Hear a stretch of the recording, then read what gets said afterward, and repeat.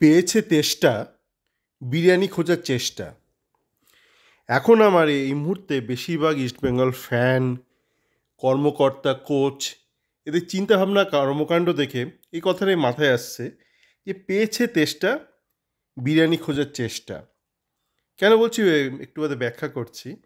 প্রথমে বলি আমাদের পাড়ায় একটা পাগল ছিল। তো একদিন সেই পাগলটা না খুব তেষ্টা পেয়েছে, দুপুরবেলা তেষ্টা পেয়েছে। এই এখন এমন জুন মাসে একটা তেষ্টা পেয়েছে ভীষণ। তো ভেবেছে বেরিয়ে একটু ডাব ঠাব কিনবে। তো বেরিয়েছে বাড়ি থেকে পাগলটা ডাব কিনবে বলে। হঠাৎ করে নাকে কিছু বিরিয়ানির গন্ধ এসছে। তারপর পাগলটা না বিরিয়ানির জন্য এদিক ওদিক দৌড়ঝাঁপ শুরু করে দিল, বলছে বিরিয়ানি খাবো, বিরিয়ানি খাবো। তো পাগল যে দোকানে যায়, কোনো দোকান বলছে এখনও বিরিয়ানি রেডি হয়নি, এক দোকান বলছে এই বিরিয়ানি শেষ হয়ে গেছে, সব অর্ডার হয়ে গেছে। তো পাগলটা ঘুরে বেড়াচ্ছে। তো কিছু চায়ের মানে গলির মোড়ের দোকানে কিছু ছেলে বসে আড্ডা মারছে। তো বলছে এই পাগলটা করছে কি?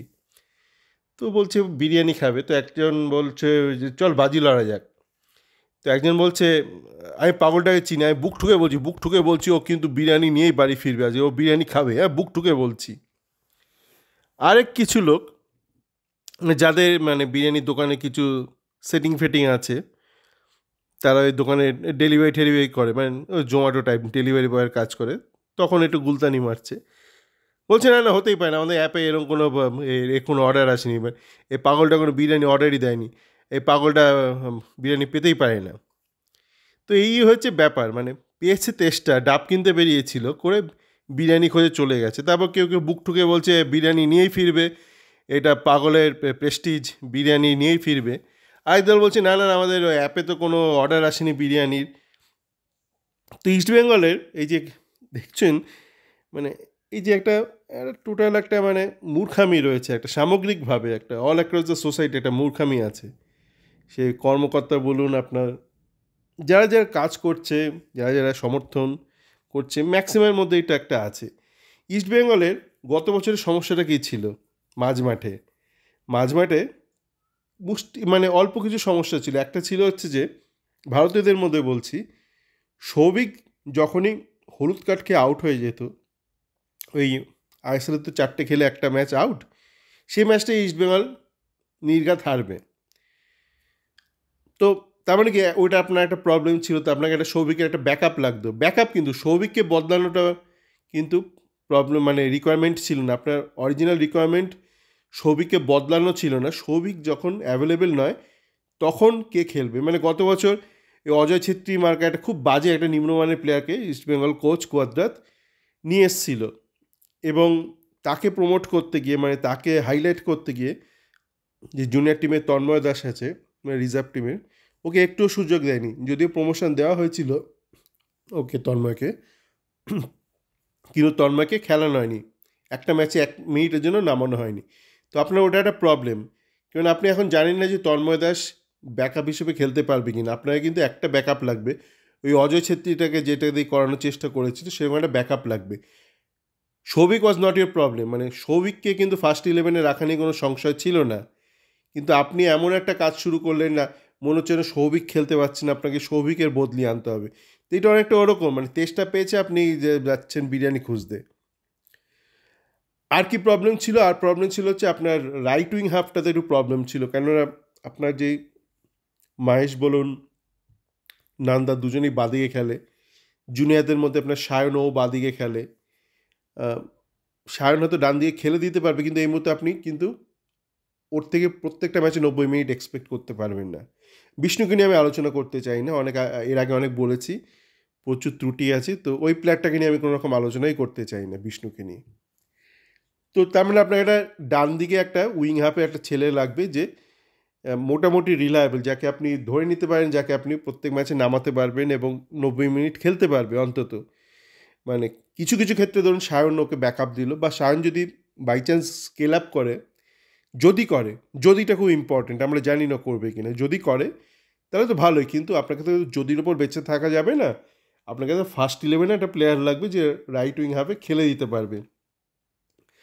তো ইন্ডিয়ানদের মধ্যে এই আপনার প্রবলেম ছিল। আর আপনার যেটা একটা প্রবলেম ছিল, আপনার মাঝমাঠে কোনো ক্রিয়েটিভিটি ছিল না। তার কারণ আপনার যে সাউল ক্রেসপো আছে, সাউল কিন্তু ডিফেন্সের কাজটা ভালো করে, কিন্তু ওই জাহুর মতন কিন্তু ওর অত একটু ক্রিয়েটিভিটি নেই। জাহুর মধ্যে যে ক্রিয়েটিভিটিটা আছে সেটা সাউলের মধ্যে নেই। তো আমার যে চ্যাট ফোরামে এই ব্যাপারটা নিয়ে একজন ফ্যান, উনি বিদেশে থাকেন, উনি বারবার এইটা নিয়ে উল্লেখ করেছেন, আজকেও উনি ব্যাপারটা উল্লেখ করলেন যে যদি সম্ভব হয় আগামী দিনে একটা জাহুর মতন একটা প্লেয়ার মাঝমাঠে, যে ডিফেন্সটা সামলাতে পারবে, মানে মাঝমাঠে ব্লক করতে পারবে বা এবং সাথে সাথে আমাদের যথার্থ ক্রিয়েটিভিটি আছে, এরকম হলে খুব ভালো হয়।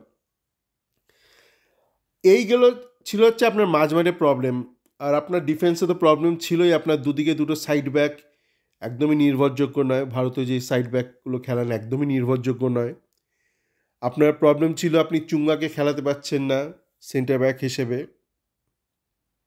মানে অন্তত স্টিফেন যেটা পেরেছিল কোয়াদ্রাত পারছে না। তো একজন আপনাকে ওখানে একটা লাগবে, একটা মোটামুটি একটা ইন্ডিয়ানকে লাগবে যে যাকে আপনি ভরসা করে খেলাতে পারেন প্লেইং ইলেভেনে, স্টার্টিং ইলেভেনে। ওইটা আপনার একটা প্রবলেম ছিল।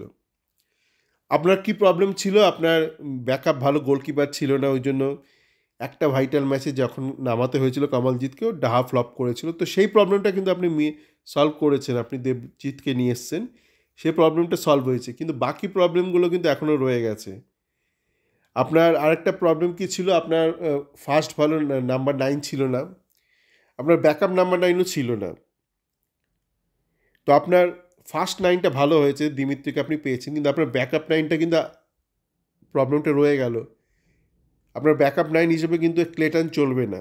ওটা আরেকটা কিন্তু ব্লান্ডার করেছে ক্লেটনকে এক্সটেন্ড করে। তো সম্ভব হলেই যেন আরেকটা সেভেন্থ একটা ফরেনারকে নেওয়া হয়। ক্লেটন কিন্তু চলবে না, ব্যাকআপ হিসেবেও চলবে না, এজ এ নাম্বার 9 চলবে না। আপনি ব্যাকআপ অফ দিমিত্রি বলছেন, তাই তো? মানে যে নাম্বার 9-এর ব্যাকআপ হিসেবে খেলতে পারবে। তো দিমিত্রি ব্যাকআপ কখনো ক্লেটন হয়? মানে আজকের দিনে দাঁড়িয়ে 2024-এ ক্লেটন কি ব্যাকআপ অফ আপনার নাম্বার 9? কখনোই নয়। তো এই ব্যাপারগুলোতে একটু নজর দিন। কে কোথায় কি করলো, মানে কে কি কোথায় কমেন্ট করলো, কোন দেহদান দত্ত কোথায় কি করলো। আরে ওর বক্তব্যে যার দেহই তো নেই, ওর কথাবার্তার কী দাম? কোথা থেকে আওয়াজ বেরোচ্ছে কে জানে। দেহই তো কে বিক্রি হয়ে গেছে, আলিপুরে কফিনে রয়েছে। যে দেহ নেই তার আবার কথা, ভূতের আবার কথা।